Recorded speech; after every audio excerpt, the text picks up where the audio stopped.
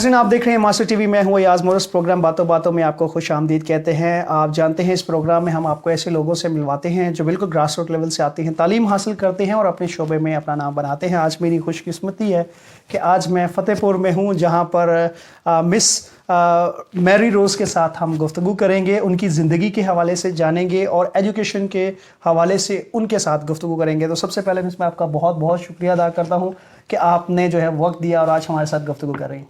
Thank you so much. आप भी हमारे पास आए हैं, आपका बेहद शुक्रिया इतना वक्त निकालने का और इतनी मसरूफियत में से।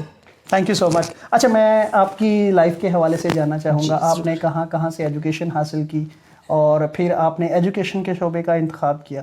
जी, ऐसे है कि मेरी पैदाइश जो है वो खुशपुर में हुई है। सही। इसके बाद मेरे पेरेंट्स दोनों टीचर थे और 270 चक में आगे थे। तो उस वजह से हमारी सारी की सारी स्कूलिंग जो है लोरेतो मिशन हाई स्कूल की है। ज़बरदस्त ज़बरदस्त। इसके बाद मैं डिग्री कॉलेज मुल्तान चली गई। कुछ अरसा मैं डिग्री कॉलेज लिया में पढ़ती रही और 1988 से मैं एजुकेशन डिपार्टमेंट में हूँ और एज ए टीचर काम कर रही हूँ, एडमिनिस्ट्रेटर के तौर पे काम कर रही हूँ। सही। और ज़किया यूनिवर्सिटी से एमए और एमएड किया हुआ मैंने। ज़बरदस्त। तो ये सारी जो इंस्पिरेशन थी आपको घर से मिली टीचिंग के हवाले बिल्कुल से? बिल्कुल बड़ा क्लियरली, क्योंकि बहुत सारे मैंने लोग देखा है कि वो स्टक हो जाते हैं, डिफरेंट शोबों को इंतखाब करते हैं, कहीं एजुकेशन अभी रोक देते हैं या कहीं समझते हैं कि उन्हें उनसे इन फील्ड में जाना चाहिए या इस फील्ड में जाना चाहिए।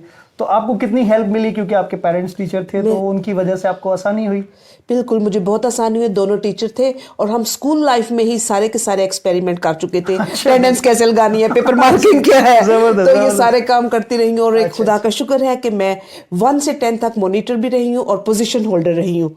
तो ये खुदा का शुक्र है। और स्कॉलरशिप भी विन किया ग्रेड 5 से एफएससी तक। ज़बरदस्त ज़बरदस्त। अच्छा, जो अब आपने एजुकेशन की तरफ आए तो आपने एजुकेशन में खास किस चीज़ पर, ट्रेनिंग पर आपने फोकस किया? यस। ट्रेनिंग का जो पैशन था ये वालिदैन से मिला था या एजुकेशन के साथ साथ आपने इस नीड को फील किया और उसमें जो है वो काम किया? एक्चुअली जब मैं आई हूँ इस फील्ड में, मैंने बहुत सारे लोगों को देखा था कि उनको टीचिंग मेथड पे ग्रिप नहीं थी। वो जानते नहीं थे कि कैसे हमने पढ़ाना है बच्चों में, कैसे हमने इनकलकेट करना है, उसको एक्सप्लेन कैसे करना है। तो चूंकि मतलब कि हमारा बचपन से माहौल ऐसा था और मैंने बहुत कुछ सीखा हुआ था। हमारी सिस्टर्स और फादर्स जो होते थे उनसे सीखते थे, अपने टीचर्स अपने वालिदैन से सीखना और कम्युनिटी से बहुत कुछ सीखा है। तो मैंने फिर यही सोचा कि ट्रेनिंग में सामने आया जाए, फील्ड में आ जाए, ताकि लोगों को कुछ गाइड किया जाए, बताया जाए। और 2012 से ऑनवर्ड मैं टीचर्स ट्रेनर हूँ। और ज़बरदस्त। अच्छा, क्या मसला क्या होता है जब आप टीचर्स एज अ ट्रेनर काम करते हैं? सबसे बड़ा जो है वो टीचर्स को इनकरेज करने में, मोटिवेट करने में जो सबसे बड़ा इशू है वो क्या होता है? सबसे बड़ा इशू ये होता है कि कुछ जो लोग होते हैं वो कमिटेड या डेडिकेटेड नहीं होते एजुकेशन की तरफ, वो नीड के तौर पे आते हैं। हाँ भाई, ये बड़ा आपने बिल्कुल क्लियर पॉइंट किया। अक्सर लोग होते हैं कि चलो अच्छा जॉब नहीं है तो टीचिंग की तरफ बिल्कुल बिल्कुल। और बहुत सारे लोग मैंने देखा पुलिस से आए हैं, कुछ वकालत छोड़कर आए हैं, कुछ ने एमबीए किया है, कुछ ने एग्रीकल्चर में एमफिल तक किया हुआ है, लेकिन वो स्कूल में आगे उनको पता नहीं कि छोटे छोटे बच्चों के साथ हमने कैसे करना है। तो उनको मोटिवेट भी करते हैं, उनको गाइड भी करते हैं, तो ताकि जो है अपनी जो कौम है, अपनी नस्ल है, उसको हम अच्छे तरीके से आगे ले जा सकें। सही सही। तो ये आप क्या समझते हैं, क्योंकि आप एक टीचिंग के शोबे से वाबस्ता, उसके बाद ट्रेनिंग है, आपको घर से माहौल मिला, फिर आप डिफरेंट जो है वो लोगों के साथ काम कर रहे हैं। एक अच्छा टीचर जो है वो किस तरह से अपने बच्चे का जो स्टूडेंट है उसमें जो नॉलेज है कैसे उसको ट्रांसफ़र करता है और उसकी ज़िंदगी को कैसे ट्रांसफ़र करता है? सबसे अहम रोल होता ही टीचर का है। वो बच्चों को कैसे पढ़ाते हैं, कैसे उसका बिहेवियर होता है। उसमें सिर्फ ये नहीं कि जो स्पेसिफिक सिलेबस है उसको कवर करना है, सबसे पहले हम उसकी ग्रूमिंग करते हैं, फॉर्मेशन करते हैं, उसको बताते हैं कि आपने क्लास में कैसे एंटर होना है, बड़ों से कैसे बोलना है, अपने जो कम्युनिटी में बच्चे हैं उनके साथ कैसे आपने पेश आना है। हम सारी एथिक्स पहले उनको सिखाते हैं और जिन बच्चों को हम ये सिखाने में कामयाब हो जाते हैं, मैंने ये ऑब्जर्व किया है, वो सबक भी ज़्यादा अच्छा याद करते हैं। उनमें जो होता है पिक करने की सलाहियत बहुत ज़्यादा होती है। सही। इसके साथ साथ हमने सिलेबस की बात की, ट्रेनिंग्स होती रहती हैं, लेकिन लाइफ स्किल एक ऐसा एक नया प्रोफेशन है या फिनोमिना है जिसको हम बड़ा ट्रीट कर रहे हैं।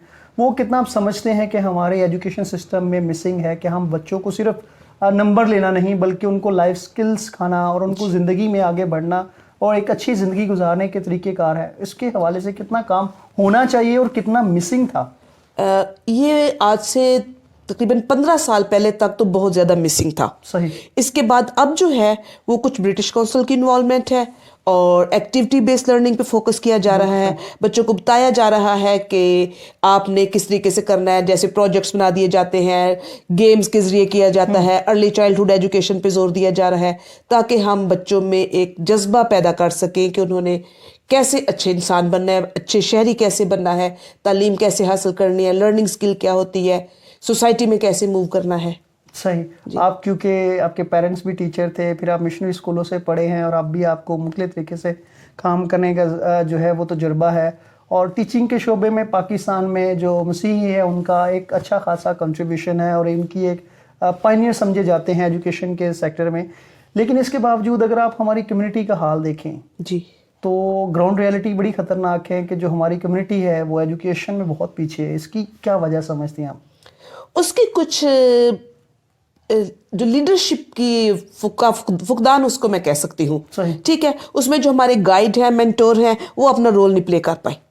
सही। चाहे वो हमारी मतलब कि वो क्या नाम है सियासत लोग हैं या हमारे मजहबी रहनुमा है या वालदैन है। सबसे पहले तो मैं वालदैन को कहती हूँ। अगर वालदैन चाहते हैं तो वो जा सकते हैं किसी बंदे के पास भी, उनसे हेल्प ले सकते हैं। चर्च ने हमेशा हेल्प की है बच्चों की एजुकेशन में, तो लोग जाएं और उनसे पूछें और उनसे गाइडेंस ले। अगर उनके कोई मसाइल हैं तो मेरा ख्याल है वो सारे लोग सुनते हैं, वो उनकी हेल्प करते हैं। और हमेशा से ऐसे हुआ है कि चर्च ने बहुत ज़्यादा मुआवनत की है, लेकिन अब चूंकि वालदैन, उसमें शायद कुछ महंगाई का भी अमल दखल है। बिल्कुल सही।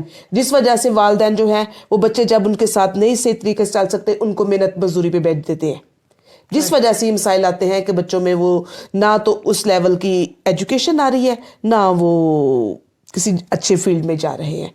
लेकिन जहाँ जहाँ पर वालदैन जो है शहरों में फोकस करते हैं एजुकेशन पर, उनके बच्चे जो मैंने देखा है कि बहुत ज़्यादा पढ़ रहे हैं और मजदूरी जो कर रहे हैं वो नीड बेस पे कर रहे हैं। फिर एक चीज़ ये देखी है कि कुछ जगहों पर मनशियात का बड़ा मसला है आ रहा है। बच्चे छोटे छोटे जो हैं वो जो माफिया है उन बच्चों को इस्तेमाल कर रहा है, उसमें हमारे बच्चे भी शामिल हैं, हमारे बच्चों को भी नशे पे लगाया जा रहा होता है। सही। हमने ये भी देखा कि आप जो है वो क्योंकि टीचिंग के शोबे से वो बसता है और आप बिल्कुल ग्रास रूट लेवल से हैं, अक्सर एक रीज़न पेश किया जाता है कि जो गुर्बत है जिसकी वजह से हमारे लोग नहीं पढ़ पाते। आप क्या समझते हैं, अगर वालिदैन वाकई चाहते हैं अपने बच्चों को पढ़ाना तो गुर्बत इम्पैक्ट करती है या गुर्बत की वजह से वो कहीं एजुकेशन हासिल नहीं कर पाते? नहीं, मैं इससे एग्री करती।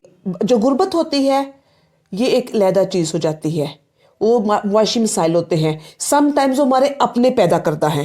मैंने बहुत सारी खवातीन और मर्दों को देखा है, वो छोटे छोटे कोर्स किए होते हैं, उसके जरिए अपना जरिया मुआश कर लेते हैं। कुछ लोग होते हैं वो सारा वक्त मतलब घर में बैठे लेटे रहते हैं, चौधराहट कर रहे होते हैं, वो भी एक गुर्बत की वजह है। अगर हम मॉर्निंग में पढ़ लेते हैं और इवनिंग में बच्चे थोड़ा बहुत काम कर लें या वालिदैन भी काम कर लें तो गुर्बत पे काबू पाया जा सकता है। और जो इकोनॉमिक जो है प्रॉब्लम वो तो पूरी दुनिया में अब आ गया है। सही। बहुत सारे बच्चे हैं वो जो ट्यूशन्स पढ़ाते हैं और उनके वालिदैन को बहुत ज़्यादा नहीं अर्निंग नहीं होते हैं, लेकिन वो बड़े मतलब कि मेरी ट्रेनिंग में मेरे सामने होते हैं। बच्चे कहते हैं हमारे पास खाने को शायद होता या ना होता, लेकिन किताबें हमारे वालिदैन हमें ले देते थे जैसे भी लेकर। ये बहुत ज़बरदस्त आपने बात कही। मैं ख़ास तौर पर यहाँ चाहूँगा कि उन वालिदैन के लिए पैगाम जो और लड़कियों के लिए जो तालीम हासिल नहीं करते या वालिदैन जो है जो लड़कियों की तालीम पर इतना फोकस नहीं करते, आपका क्या मैसेज है बीइंग अ वुमेन होते हुए और एक माँ होते हुए भी कि कितनी एजुकेशन ख़ानदान की तरबियत में और आपकी प्रोफेशनल लाइफ के साथ साथ आपकी पर्सनल लाइफ में आपको हेल्प करती है कि आप एक अच्छे इंसान होते हुए, अच्छे प्रोफेशनल होते हुए अपनी फैमिली को बेहतर तौर पर मैनेज करते हैं? ये बहुत ज़रूरी है। ये तो पुरानी बातें हो जाती हैं कि तुम मुझे अच्छी माँ दो तो मैं तुम्हें अच्छा मुआशरा दूंगा। तो इस तरह से तमाम माँओं का जो होता है अहम रोल होता है। माँ की जिम्मेदारी है कि वो वक्त पे उठकर बच्चों को तैयार करे, उनको स्कूल के लिए भेजे, उनकी तमाम एक्टिविटीज़ पे नज़र रखे। अगर वो बचपन से बच्चों को कंट्रोल करती है पढ़ाई के हवाले से तो मेरा ख्याल है यही उसका अचीवमेंट है। और गर्ल्स के हवाले से तो मैं कहूँगी तमाम गर्ल्स को पढ़ा लिखा होना चाहिए। बिल्कुल। अब मेरा बेटा है, अगर वो कुछ इंटरनेट पे देख रहा है या कुछ नहीं कर रहा, अगर मैं पढ़ी लिखी ना होती तो मुझे مجھے وہ بیوقوف بنا سکتا بالکل ایسے ہی. ٹھیک ہے. اب اس کو سارا وقت ہوتا ہے کہ میری ماں نے پوچھ بھی لینا ہے, اسکول میں بھی جانا ہے, کلاسز بھی دیکھ لینی ہے اور اس نے کر لینا ہے. اور جو ان پڑھ مائیں ہوتی ہیں ان کو پتہ نہیں, وہ کہتے, اب میرے اپنے تجربے میں ہے, مائیں کہتی ہے ہماری بیٹی تو پڑھ رہی تھی, تو میں نے کہا کہ وہ تو شاید خیالات میں گم تھی. صحیح. کیونکہ وہ جو سارا کچھ دیکھتے ہیں اور جو کتابیں بازار, ماں کو کیا پتہ ہے کہ بچہ پڑھ رہا ہے کہ وہ ایسی بس صفحے پلٹ رہا ہے. تو اس لیے والدین کو چاہیے کہ اپنی بیٹیوں کو تعلیم دے, نہ صرف ان کی پیشہ ورانہ زندگی کے لیے, ذاتی زندگی میں ضروری نہیں کہ وہ ورکنگ لیڈیز ہوں, ان کی تعلیم پوری ہونی چاہیے تاکہ اپنے بچوں کو مذہبی, دنیاوی اور اخلاقی ہر طرح کی تعلیم دے سکے. صحیح. تھینک یو سو مچ, آپ کا بہت بہت شکریہ, آپ نے وقت دیا اور جو ہے وہ اپنے قیمتی خیالات کا اظہار کیا. آپ کا بھی بہت بہت شکریہ کہ آپ یہاں تشریف لائے کراچی سے. آپ کو بہت ساری برکات سے نوازے اور آپ کو خوشیاں دے اور آپ کو کامیابیاں دے. Thank you so much. Thank you so much. ناظرین, آج کے پروگرام میں آپ سے اجازت چاہیں گے. اپنا بہت سارا خیال رکھیے گا. Thank you so much.